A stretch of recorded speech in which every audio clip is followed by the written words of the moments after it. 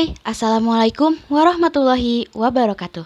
Apa kabar semua? Senang sekali aku Meisa bisa kembali menyapa teman-teman semua dalam podcast Himpunan Mahasiswa Biologi. Sebelumnya tidak terasa ya teman-teman, beberapa hari lagi kita akan memasuki bulan suci Ramadan. Untuk itu, aku Meisa dan keluarga besar Himabio memohon maaf lahir batin kepada teman-teman semua. Oke, di podcast kali ini aku bakal ditemenin sama Akang Teteh yang hebat-hebat loh, yaitu Akang Teteh yang mengikuti program pertukaran mahasiswa Merdeka Angkatan 1 tahun 2021. Barangkali teman-teman di sini ada yang belum tahu nih tentang program ini, jadi aku akan membahasnya sekilas.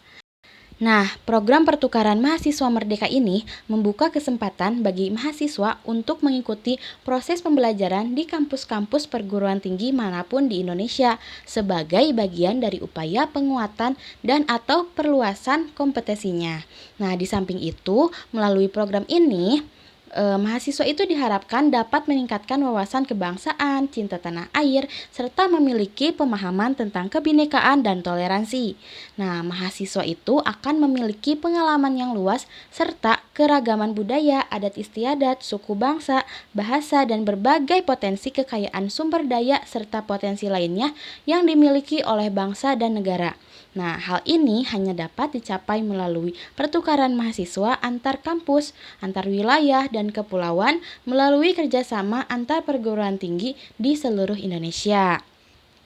Nah, singkatnya seperti itu ya teman-teman. Untuk mengetahui lebih lanjut bagaimana program PMM ini, yuk kita langsung tanya-tanya ke Akang Tetehnya.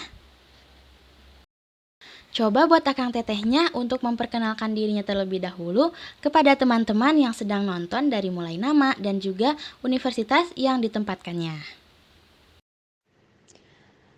Bismillahirrahmanirrahim. Assalamualaikum warahmatullahi wabarakatuh. Salam sejahtera bagi kita semua. Om Swastiastu, Namo Buddhaya, salam kebajikan, salam Pancasila. Perkenalkan, nama saya Sri Purnawati dari Program Studi Pendidikan Biologi Universitas Muhammadiyah Sukabumi yang telah lulus mengikuti program pertukaran mahasiswa Merdeka yang ditetapkan di kampus tujuan yaitu Universitas Patimura. Ucap syukur kepada Allah Subhanahu wa Ta'ala dan tak lupa terima kasih kepada Kemendikbudristek yang telah memberikan wadah dan kesempatan bagi setiap mahasiswa, serta saya ucapkan terima kasih kepada pihak kampus, yaitu Universitas Muhammadiyah Sukabumi, yang telah mendukung untuk mengikuti program tersebut. Assalamualaikum warahmatullahi wabarakatuh. Saya Fitri Fatimah yang kebetulan ditempatkan di kampus Unimuda Sorong sebagai PT Tujuan. Assalamualaikum warahmatullahi wabarakatuh.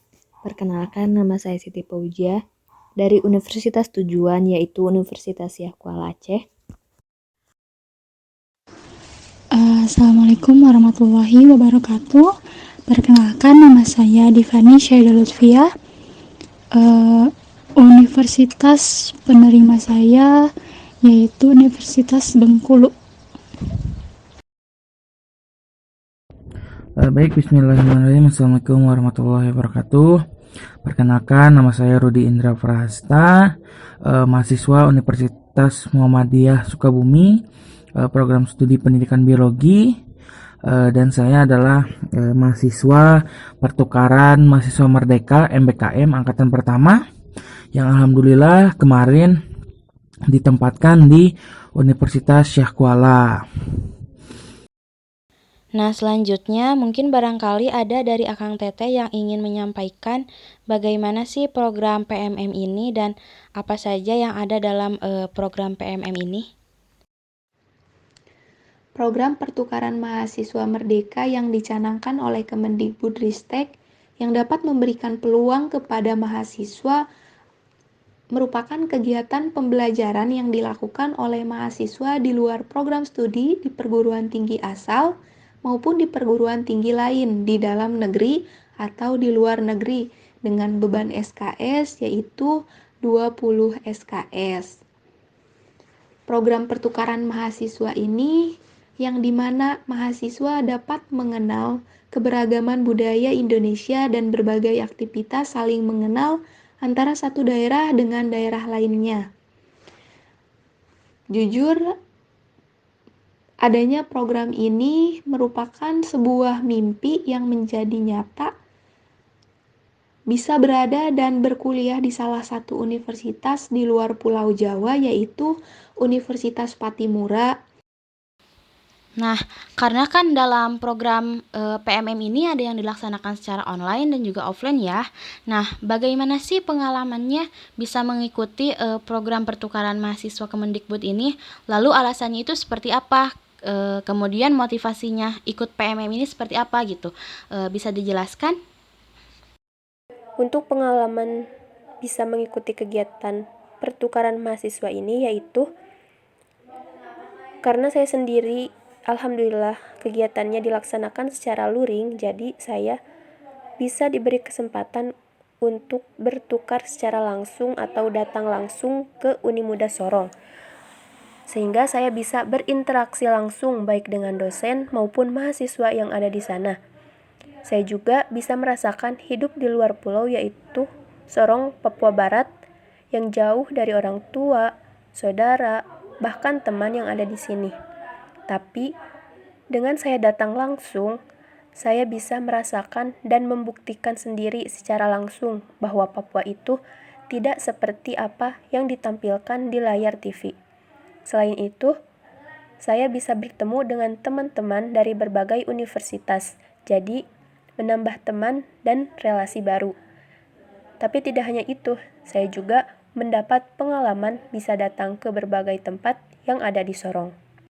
Alasan saya mengikuti pertukaran mahasiswa dan motivasi mengikuti pertukaran mahasiswa yaitu karena saya ingin mencoba hal-hal baru atau pengalaman baru.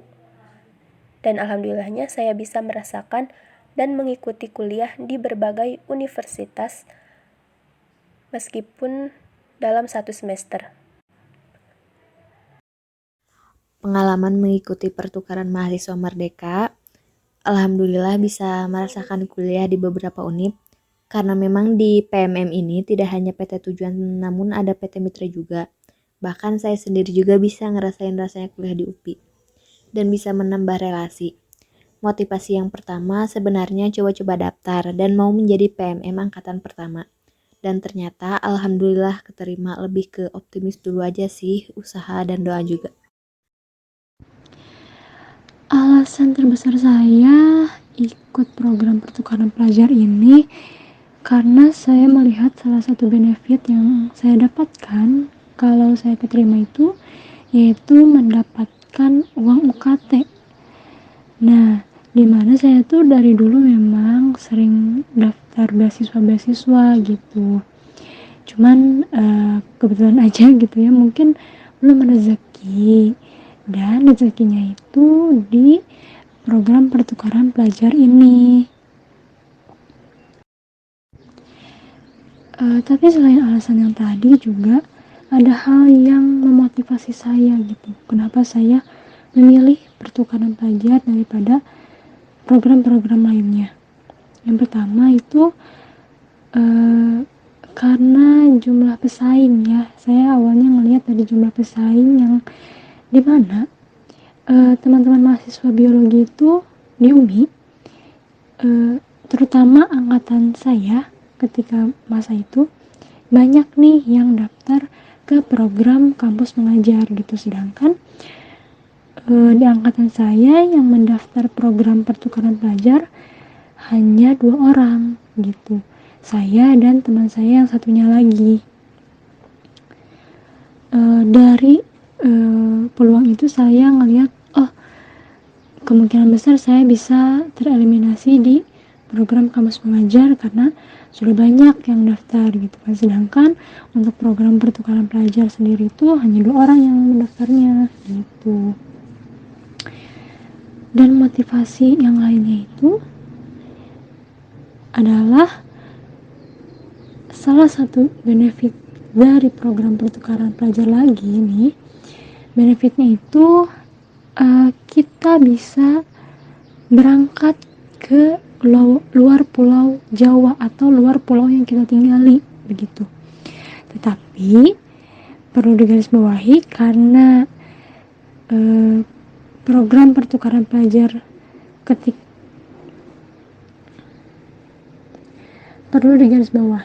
ketika program pertukaran pelajar ini berlangsung, dunia sedang dilanda pandemi COVID, sehingga banyak mahasiswa-mahasiswa pertukaran pelajar itu tidak bisa berangkat ke universitas penerimanya begitu. Ada beberapa yang berangkat, tapi ada juga yang tidak berangkat begitu. Jadi pembelajarannya dilakukan secara online. Nah, pengalaman saat mengikuti program pertukaran mahasiswa merdeka itu yang pertama alasannya adalah ingin menambah pengalaman tentang dunia pertukaran gitu kan, dunia pertukaran mahasiswa dari daerah satu ke daerah lainnya. Lebih ke ingin mempelajari budaya-budaya yang berbeda gitu di setiap daerahnya, dan juga mendapatkan konversi mata kuliah sebanyak 20 SKS sesuai dengan pedoman yang ada di PMM MBKM itu sendiri. Sangat beragam sekali ya alasan Akang Teteh untuk mengikuti PMM ini, terutama kebanyakannya memang mengikuti program ini kita akan mendapatkan banyak sekali pengalaman ya. Oke, selanjutnya ini pertanyaan untuk yang offline ya. Nah, untuk Teh Fitri, nyangka gak sih Teteh itu bisa belajar sampai ke beda pulau gitu? Terus perjalanan ke sana itu naik apa dan berapa jam? Sebenarnya nyangka tidak menyangka sih, tapi saya sendiri sepertinya tidak menyangka bisa datang dan belajar langsung di kampus Unimuda. Tetapi selain saya bisa belajar, saya juga diajak berkunjung ke berbagai tempat yang ada di sana. Untuk perjalanan ke sana dari Sukabumi, kebetulan saya diantar oleh pihak kampus sampai ke terminal bus, lalu naik bus sampai ke Bandara Soekarno-Hatta, kemudian naik pesawat, turun di Bandara Osok, Papua Barat.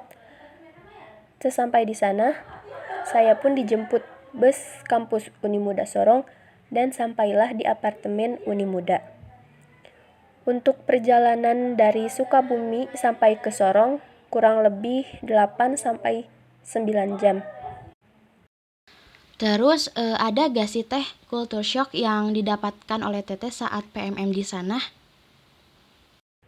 Untuk culture shock selama 3 bulan, kurang lebih 3 bulan di sana, dengan tempat atau wilayah baru, budaya baru, jujur awalnya memang banyak keluh dan kesah karena mulai dari cuaca yang sangat panas, air yang kurang jernih, dan masih banyak yang lainnya.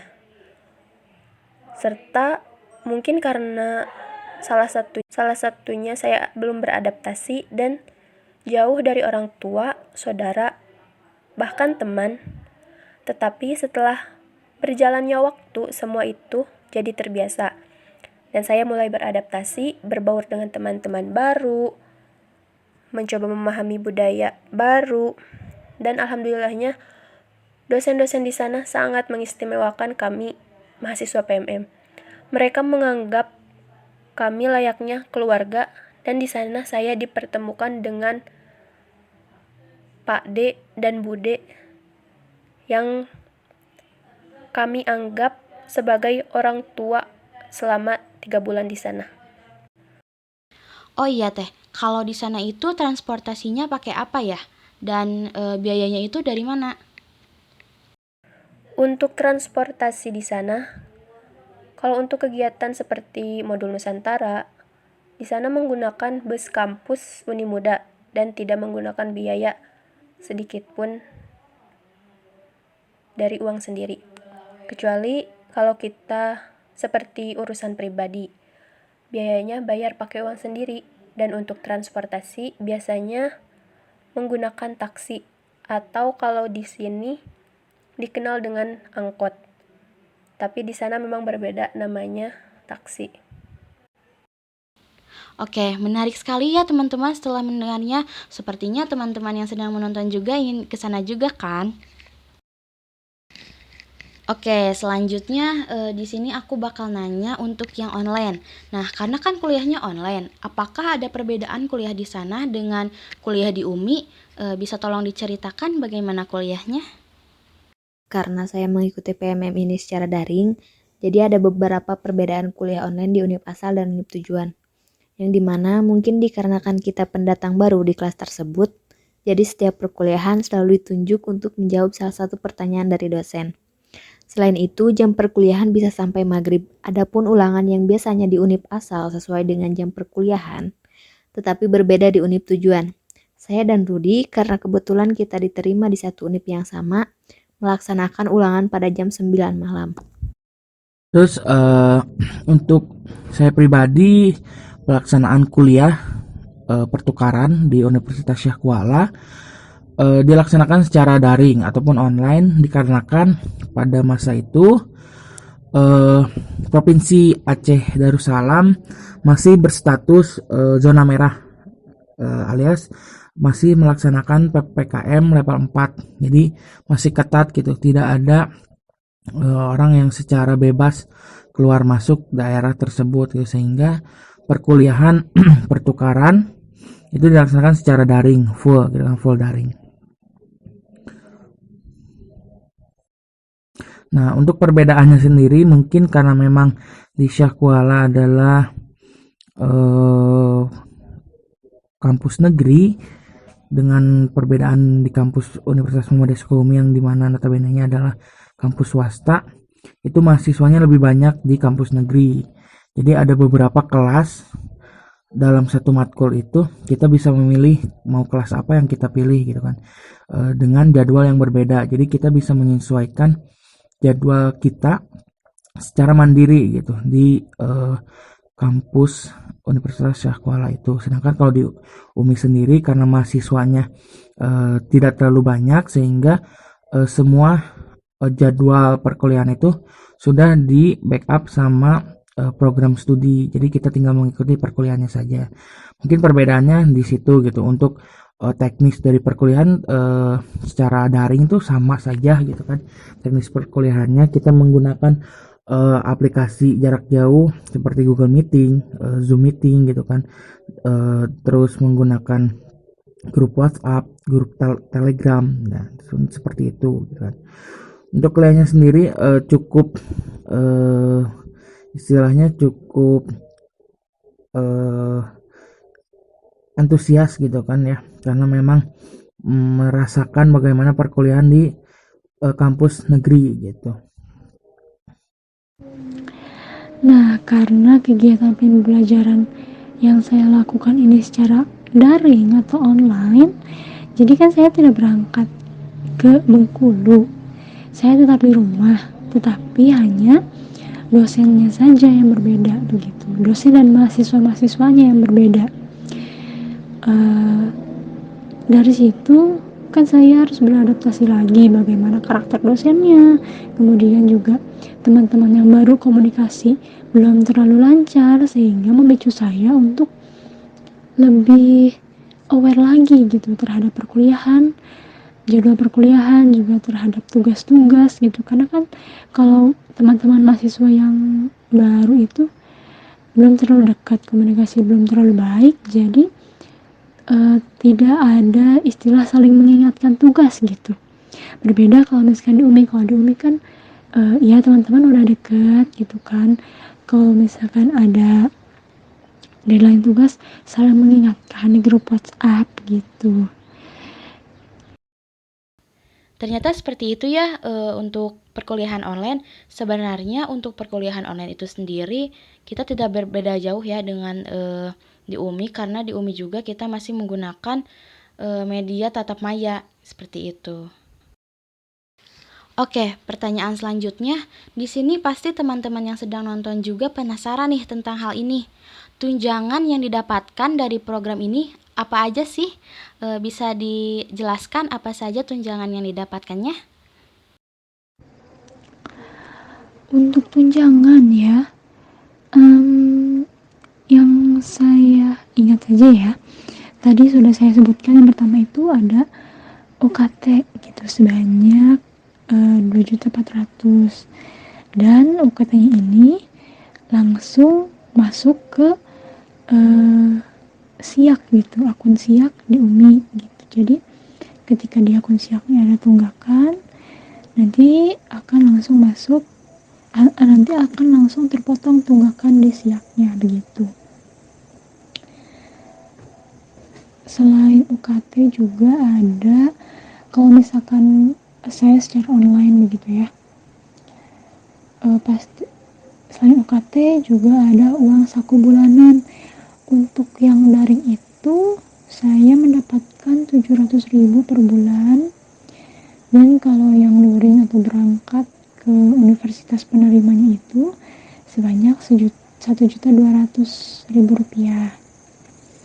Selain UKT itu yang pokoknya gitu ya, berbeda hal ketika kita berangkat ke universitas penerimanya gitu, kan itu ada biaya, karena sekarang lagi pandemi nih, nanti ada biaya untuk tes apa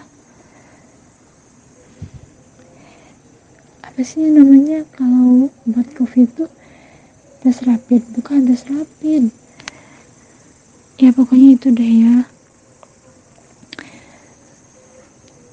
Nanti yang ini hapus aja ya editor. Jadi kalau untuk yang berangkat ke sana tuh ada biaya transportasi, pemberangkatan keluar pulau itu kan pasti menggunakan pesawat gitu ya.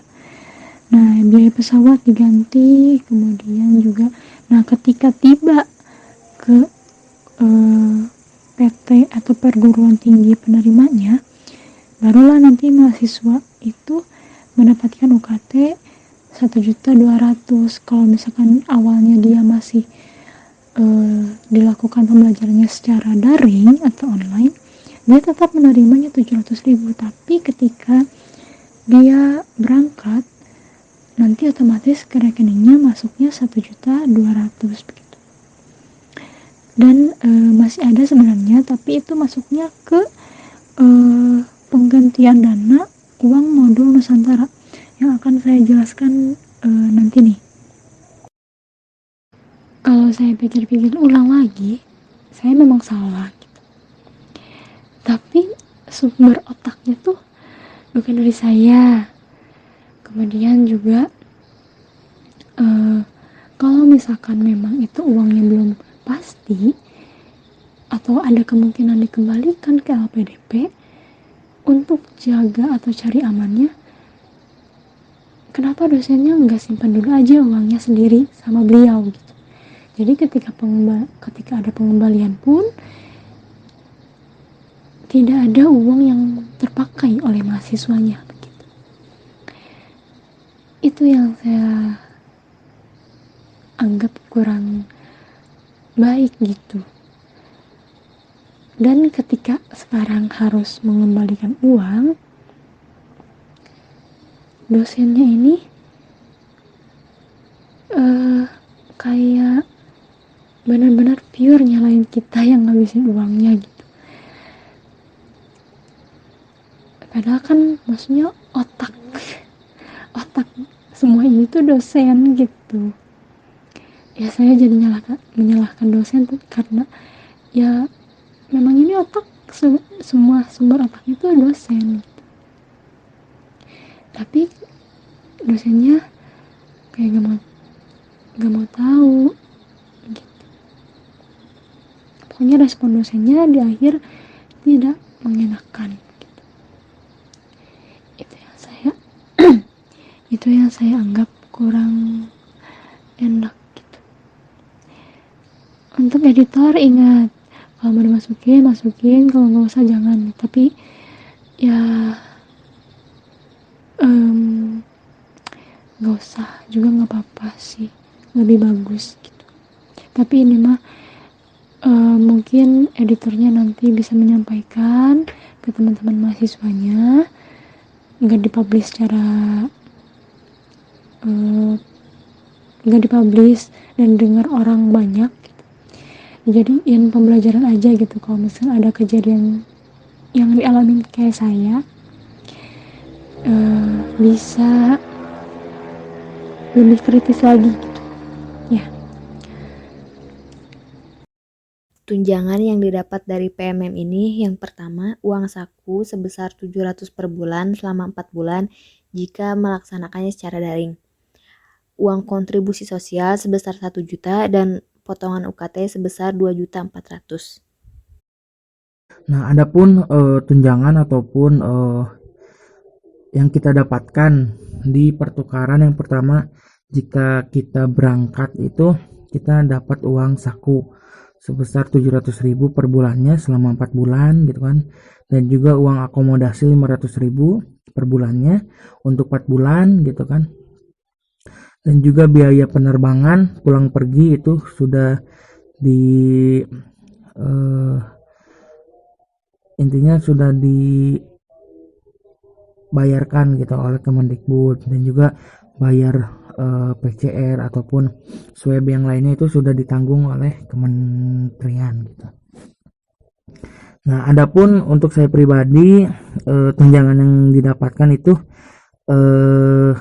tidak mendapatkan hal yang serupa gitu dengan teman-teman yang memang berangkat ataupun yang memang mendapatkan kesempatan untuk menjadi mahasiswa PMM gitu, karena saya pribadi adalah mahasiswa bidik misi ataupun KIP kuliah, jadi tidak ada biaya yang didapatkan dari PMM karena sudah dibiayai oleh bidik misi maupun KIP kuliah itu sendiri gitu. Jadi tidak ada double pembayaran ataupun double biaya gitu untuk mahasiswa bidik misi. Akan tetapi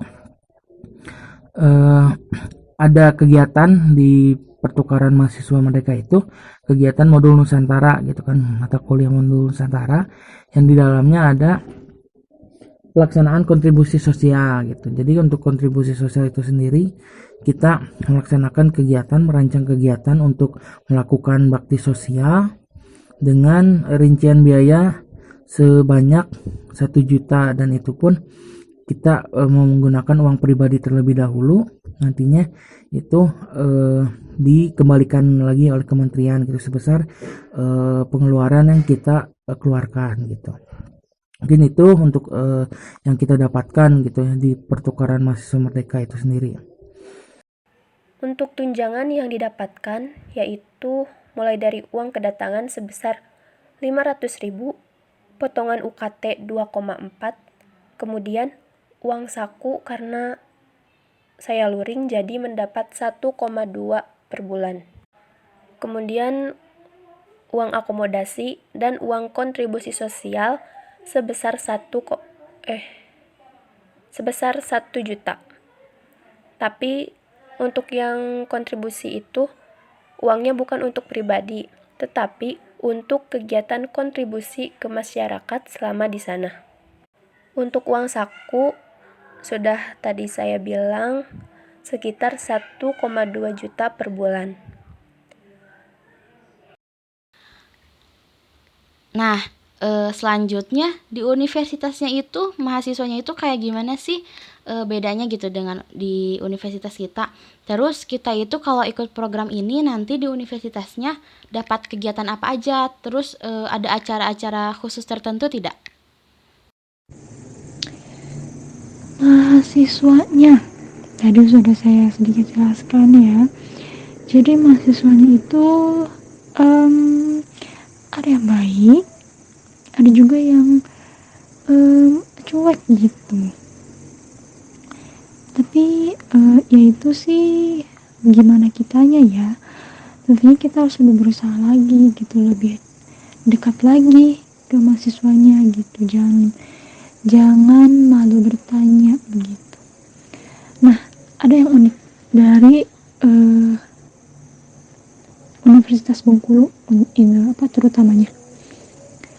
kalau di kita itu ada istilah ketua kelas gitu ya, disebutnya ya ketua kelas aja gitu, tapi karena di biologi hanya ada satu kelas jadinya ketua angkatan.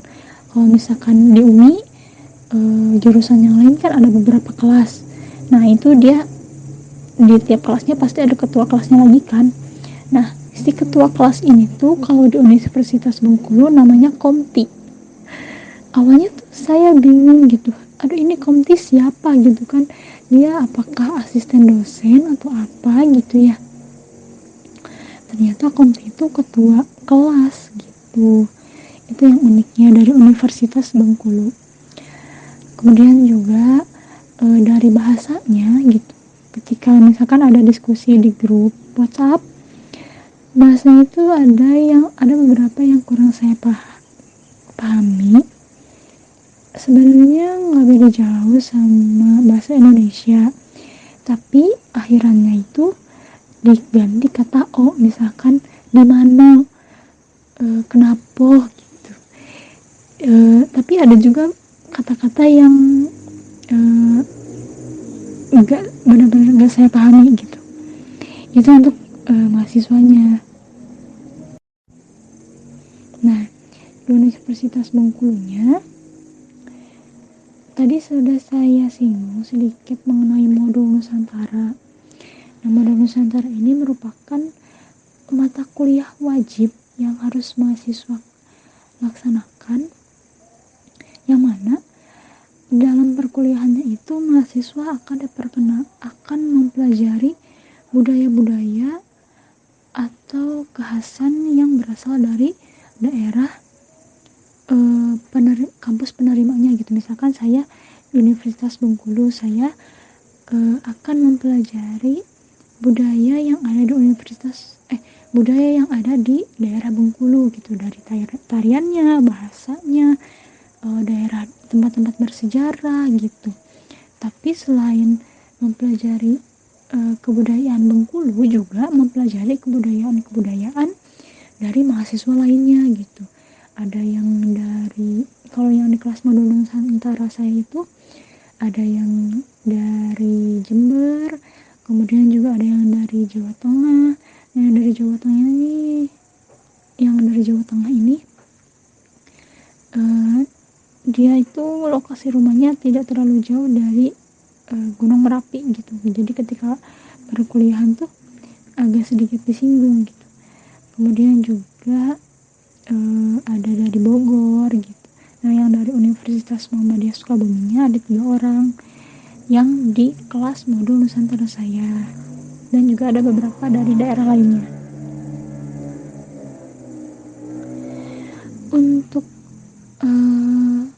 kegiatan modul Nusantaranya ini kan dilakukan secara daring ya, jadi ketika dosennya ingin memperkenalkan tempat bersejarah, contohnya waktu itu ke rumah pengasingan Bung Karno, kemudian juga rumah Ibu Fatmawati. Nah, nanti si dosennya itu akan pergi ke lokasinya langsung dan melakukan Zoom meeting kepada mahasiswanya begitu.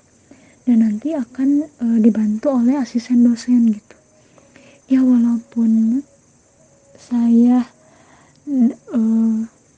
melihat lokasinya hanya secara virtual, tapi kalau nggak ada program modul Nusantara ini, saya kayaknya nggak akan tahu sampai kapanpun gimana bentuk bangunan dari tempat pengasingan Bung Karno, kemudian juga rumah Ibu Fatmawati, dan juga sejarah bagaimana Bung Karno dan Ibu Fatmawati bertemu. Itu cukup menarik bagi saya gitu.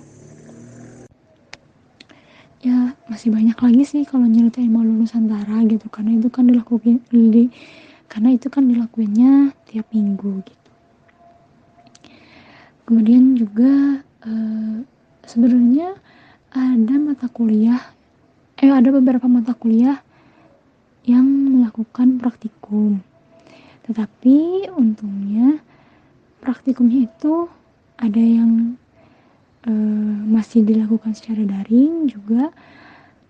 Kalaupun ada mahasiswa yang disuruh ke kampus itu hanya perwakilan kelompok saja gitu. Jadi saya sedikit terselamatkan, tidak perlu berangkat ke Bengkulu karena sayang gitu rasanya berangkat ke Bengkulu sedangkan mata kuliahnya tetap daring dan juga hanya melaksanakan praktikum saja, itu pun hanya perwakilan kelompok gitu kan. Kalau misalkan perkuliahannya luring, praktikumnya semua mahasiswa datang, beda cerita lagi pastinya ya. Nah, untuk di Universitas Syakuala, mahasiswanya sangat humble ya, maksudnya sangat menerima kita gitu. Karena memang setiap daerah memiliki sifat dan adatnya masing-masing gitu. Jadi untuk orang Aceh sendiri menurut saya cukup baik gitu kan ya, baik, seru-seru lah seperti itu. Dan memang jika dalam segi eh, kepintaran, kecerdasan mereka sangat pintar gitu, sangat cerdas seperti itu. Untuk di Universitas Sekolah sendiri mungkin kemarin itu ada beberapa kegiatan seperti milad ya, karena memang dilaksanakan secara online, paling kita hanya bisa menyaksikan pembukaan miladnya saja gitu secara online seperti itu. Mahasiswanya baik, ramah, dan welcome banget ke kita karena kita sebagai pendatang baru. Karena dilaksanakan secara online, jadi tidak ada kegiatan apa-apa, hanya saja kita ada mata kuliah modul Nusantara, lebih ke memperkenalkan daerah tersebut. Untuk mahasiswa di kampus Unimuda, menurut saya baik. Orangnya ramah-ramah. Tapi tidak hanya mahasiswa Unimuda saja, masyarakatnya pun di sana sangat ramah. Setiap kita berjalan kemanapun, pasti ada masyarakat atau orang-orang sana menyapa kita. Itu yang saya salut dan pantas diapresiasi, bahkan kita contoh. Meskipun kita tidak saling mengenal, tapi toleransi di sana sangat kental. Untuk di Universitas Pendidikan Muhammadiyah Sorong, saya mendapat beberapa kegiatan seperti penyambutan atau pembukaan dan penutup mahasiswa pertukaran mahasiswa merdeka. Selain itu, ada kegiatan seperti modul Nusantara, yaitu kita bisa datang ke berbagai tempat seperti tempat ibadah Vihara Buddha, Pulau Dom, Pulau Arar, Sanggar Tari, Raja Ampat, dan masih banyak yang lainnya. Nah, untuk mata kuliahnya itu yang diambilnya apa saja? Universitas Patimura ini merupakan PT penerima atau PT tujuan. Tidak hanya di Universitas Patimura, tetapi di Universitas Pendidikan Indonesia juga saya mengambil mata kuliah genetika dan juga praktikum. Di Universitas Siliwangi saya mengambil mata kuliah bioteknologi. Di Universitas Bengkulu saya mengambil mata kuliah perencanaan pendidikan biologi. Dan di Universitas Patimura sendiri sebagai PT tujuan saya mengambil mata kuliah metodologi penelitian pendidikan biologi, struktur hewan dan juga praktikum, dan struktur tumbuhan, dan juga modul Nusantara. Mata kuliah yang diambil, metode penelitian, fisiologi hewan, fisiologi tumbuhan, bioteknologi, modul Nusantara, dan ada beberapa mata kuliah yang diambil di PT Mitra juga. Untuk matkul yang diambil, kebetulan saya mengambil di 3 PT, yaitu PT Tujuan atau Penerima, PT Mitra, dan PT Asal. Untuk PT Tujuan atau Penerima, yaitu Unimuda Sorong, saya mengambil mata kuliah Fisiologi Hewan, Botani Tumbuhan Tinggi, Kapita Selekta IPA, dan modul Nusantara. Sedangkan untuk PT Mitra, saya mengambil mata kuliah genetika di Universitas Pendidikan Indonesia, bioteknologi di Universitas Siliwangi, pengembangan pembelajaran biologi di Universitas Muhammadiyah Bengkulu, serta inquiry berbasis proyek di Universitas Muhammadiyah Sukabumi. Dan untuk mata kuliah sisanya, saya mengambil di Universitas Muhammadiyah Sukabumi.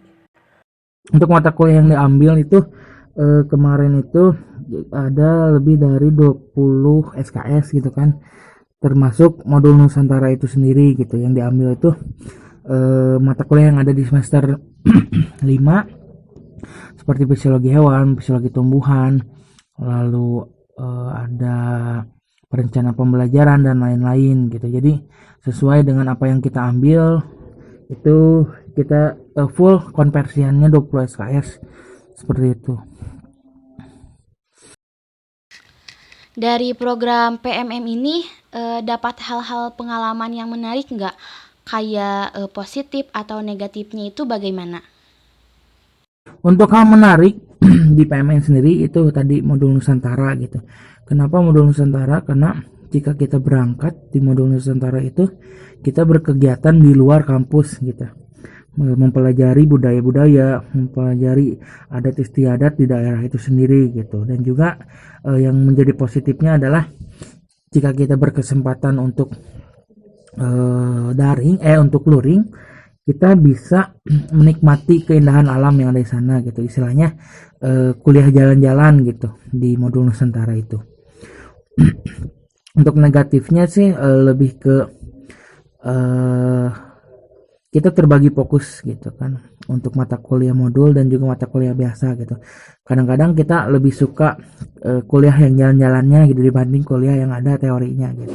Mungkin itu sih yang harus diwanti-wanti gitu. Kita jangan sampai lebih pengen mainnya aja, tapi kita harus juga apa yang menjadi motivasi kita awal gitu untuk mengikuti PMM ini gitu. Untuk pengalaman menarik itu banyak ya. Tadi sudah banyak saya sebutkan sebelumnya, dari dosennya, kemudian kebudayaannya, kemudian juga modul Nusantara itu sangat berkesan karena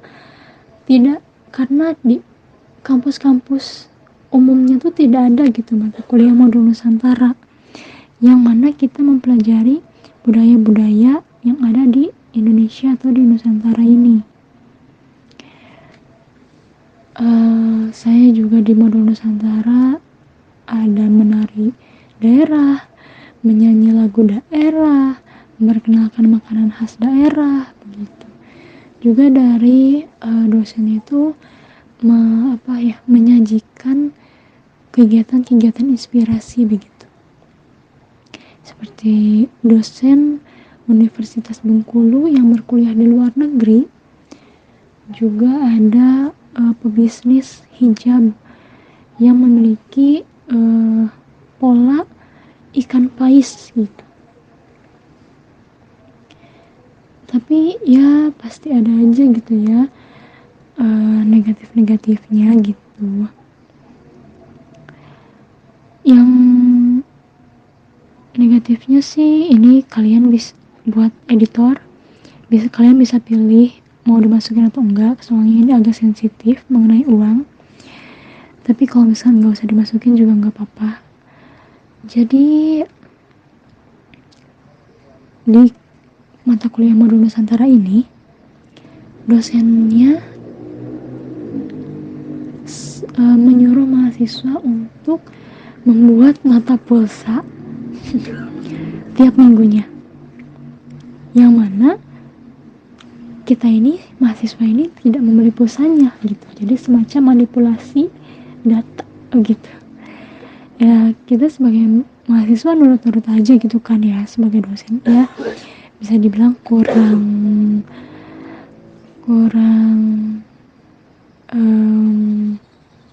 kritis juga gitu ya. Anggap aja seperti itu mahasiswa-mahasiswanya. termasuk saya. Ya, mahasiswanya mengikuti membuat nota di tiap minggunya dengan isi notanya itu 100.000 per minggu untuk pembelian pulsa. Kita membuat sebanyak 17 nota. 17 nota ini kita kirimkan secara virtual, kita scan, kirim filenya ke dosen, dan uangnya cair nih. Ketika cair, ya sebagai mahasiswa seneng dong dapat uang. Bayangin aja 100.000 per minggu sebanyak 17 kali, 1.700.000. Kita mahasiswa yang belum kerja, yang belum mengenal gimana caranya nyari uang, ya kalau dikasih uang sebanyak itu ya mau gak mau kepake gitu. Apalagi saya sendiri salah satunya digunakan untuk membayar perkuliahan gitu, karena kepepet gitu. Nah, ketika uangnya saya pakai, tapi bukan saya doang nih, ada mahasiswa juga yang uangnya tuh pokoknya sampai habis gitu, 1.700.000 tuh habis ludes gitu. Karena anggapannya, masa sih dari LPDP bakal narik lagi uangnya gitu kan. Dosennya memang sudah memberitahu bahwa uangnya itu jangan dipakai gitu, karena takutnya nanti dikembalikan ketika dievaluasi akhir oleh LPDP gitu. Tapi kan namanya mahasiswa, balik lagi gitu ya, belum ya, jarang banget pegang uang gede gitu. Nah, kemudian ada dosen yang menarik atau unik bagi saya, yaitu saya lupa nama dosennya, tapi beliau mengajar di Universitas Jember dan mengajarkan mata kuliah mikrobiologi lingkungan. Sistem mengajar beliau itu jadi mahasiswanya disuguhkan jurnal-jurnal internasional yang berkaitan dengan lingkungan atau mikrobiologi lingkungan. Nanti mahasiswanya ini bergantian membaca paragraf dari jurnalnya seperti itu. Yang lucunya, banyak mahasiswa yang belum terlalu fasih begitu untuk membaca bahasa Inggris atau membaca teks bahasa Inggris begitu. Jadinya menjadi kesenangan sendiri bagi saya, tapi juga menjadi masukan untuk diri sendiri atau introspeksi diri sendiri gitu. Ketika ada temannya yang salah pengucapan dan dosennya memperbaikinya, itu juga menjadi perbaikan bagi diri saya sendiri begitu. Itu yang perkuliahan yang paling menarik bagi saya. Tapi juga ada nih, ini dari universitas penerima saya. Kalau yang tadi kan universitas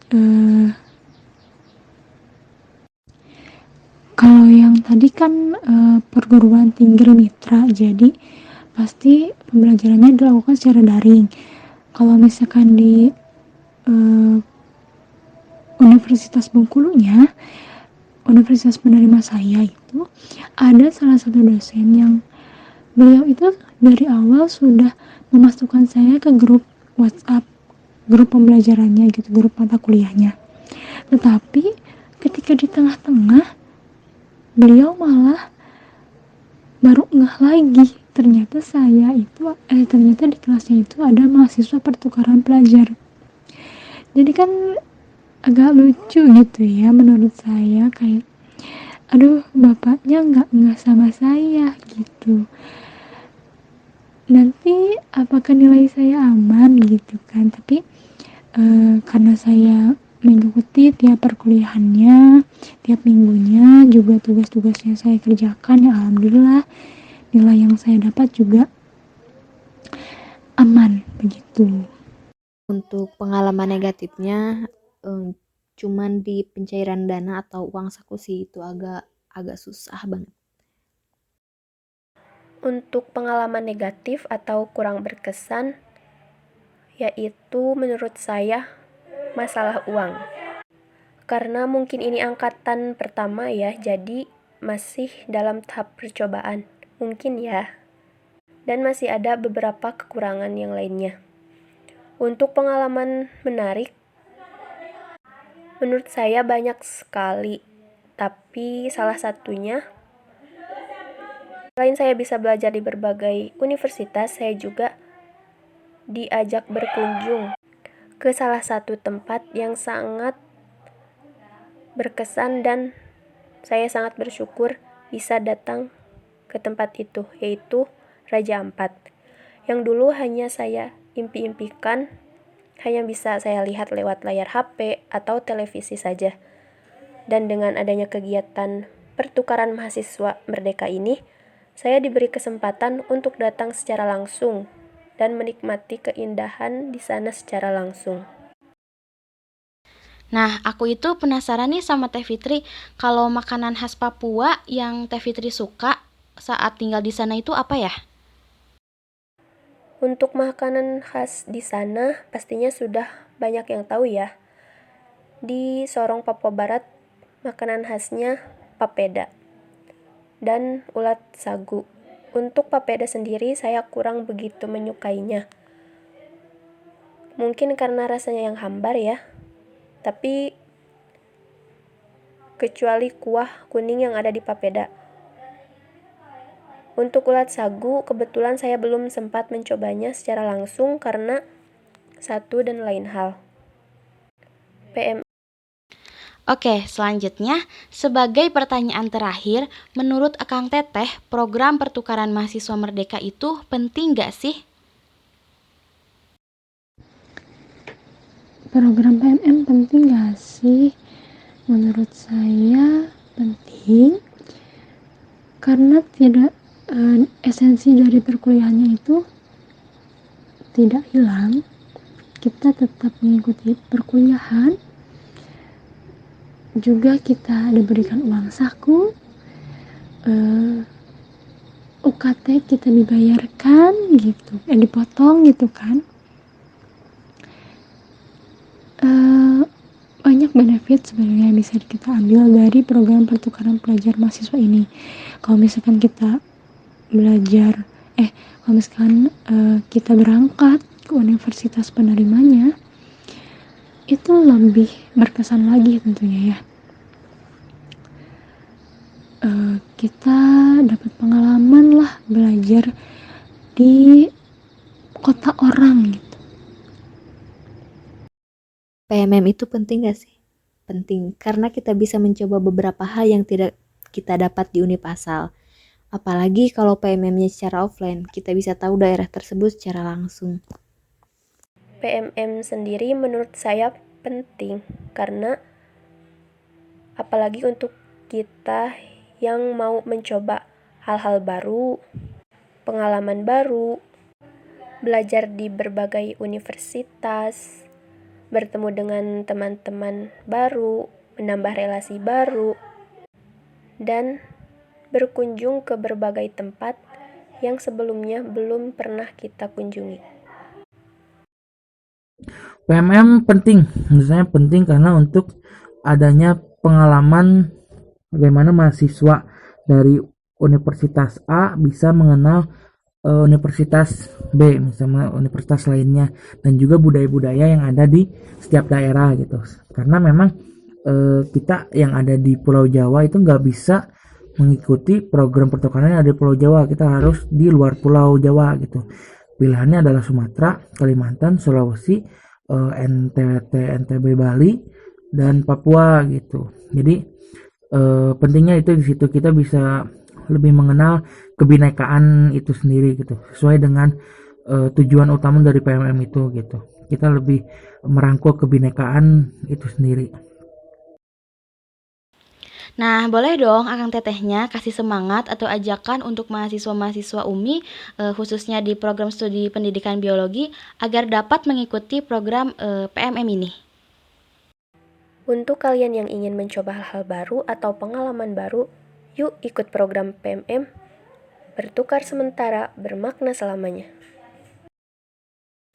Untuk yang mau mencoba hal-hal baru dan mau mencoba kuliah di beberapa univ, hayu ikut PMM dan menjadi pertukaran mahasiswa merdeka angkatan 2. Nah, mungkin itu jika memang di semester depan atau tahun depan ada program PMM kembali, teman-teman bisa mengikuti program itu karena memang yang pertama feedbacknya itu sangat bagus buat teman-teman untuk pengalaman mengikuti program dari kementerian itu sendiri gitu. Mungkin itu yang bisa saya sampaikan. Terima kasih. Wassalamualaikum warahmatullahi wabarakatuh. Satu slogan yang digunakan oleh mahasiswa-mahasiswa PMM yaitu bertukar sementara, berkesan selamanya. Ya, terima kasih. Saya Devani Syadolvia. Assalamualaikum warahmatullahi wabarakatuh. Memang keren sekali ya program pertukaran mahasiswa merdeka ini. Dari program ini kita bisa mendapatkan segala banyak hal, mulai dari teman baru, pengalaman, dan lain-lain. Nah, setelah menonton video podcast hari ini, mungkin teman-teman mahasiswa UMI khususnya di Prodi Biologi barangkali ada yang minat nih dengan program ini. Segera dipersiapkan ya teman-teman. Oke teman-teman, itulah perbincangan kita dengan para mahasiswa PMM. Semoga setelah menonton video ini teman-teman semua dapat termotivasi untuk mengikuti program pertukaran mahasiswa merdeka ini. Demikian podcast Himabio hari ini. Terima kasih kepada teman-teman yang telah mendengarkan. Saya Meisa pamit undur diri, sampai jumpa di podcast selanjutnya. Wassalamualaikum warahmatullahi wabarakatuh.